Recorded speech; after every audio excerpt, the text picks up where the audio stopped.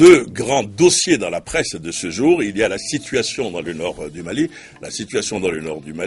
et l'autre dossier, l'autre gros dossier, c'est la justice, le procès qui se tient à Sikasso, au sud du Mali, le procès de l'ancien chef de l'ex-junte Amadou Sanogo et de ses co-accusés, donc deux principaux titres de la presse malienne de ce jour. Nous allons commencer par Info Matin qui titre « Négocier avec les terroristes, une fausse bonne idée ». En fait, c'est une tribune accordée à l'ancien Premier ministre Moussa Mara, qui parle d'un problème des terroristes. Faut-il, oui ou non, négocier avec les terroristes? Alors, pour l'ancien Premier ministre Moussa Mara, c'est une fausse bonne idée. C'est une initiative hasardeuse, précise-t-il dans Info Matin. Cela encourage la persistance dans la terreur, poursuit-il, également dans cette libre tribune. Et il poursuit encore, il ajoute que c'est exactement comme si on négociait avec les preneurs d'otages. Donc, en fait, il démontre, contrairement à d'autres politiciens ou à d'autres voix qui prônent la négociation avec les terroristes, l'ancien Premier ministre Moussa Mara, lui, il dit il ne faut pas négocier avec les terroristes. Pourquoi? Il ajoute que les terroristes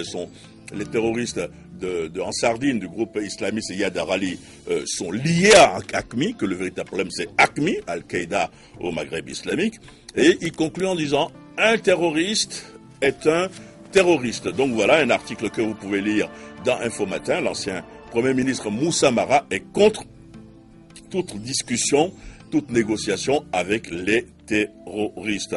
Un autre coup d'œil dans un autre journal qui s'appelle Le Combat qui parle de l'arrivée au Mali de la secrétaire d'État adjointe américaine chargée des affaires africaines.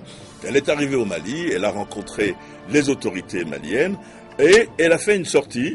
La paix est possible, mais voilà ce qu'elle dit à la une. Voilà ce que dit à la une Le Combat qui rentre dans les détails à la page 4 du journal et qui explique que la paix est possible au Mali, mais cela va requérir l'engagement de toutes les parties prenantes et surtout sous le leadership du gouvernement malien. Donc, déclaration d'une envoyée spéciale américaine à Bamako sur la crise du nord du pays.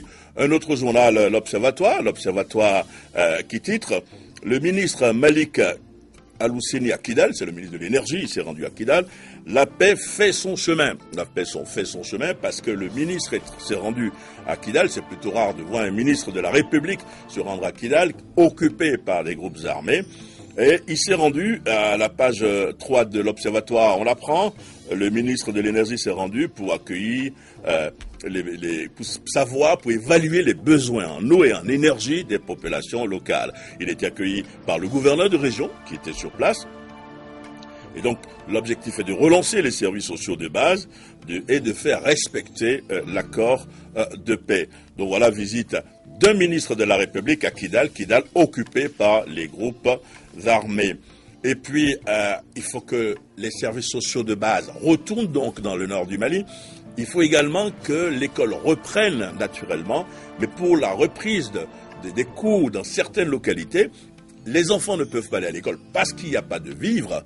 Et justement, le 26 mars nous apprend qu'il y a une distribution de repas scolaires, que la Belgique était venue au secours des enfants maliens, et que si un financement de 3 millions de dollars n'est toujours pas trouvé en urgence, le programme alimentaire mondial va devoir suspendre son programme de repas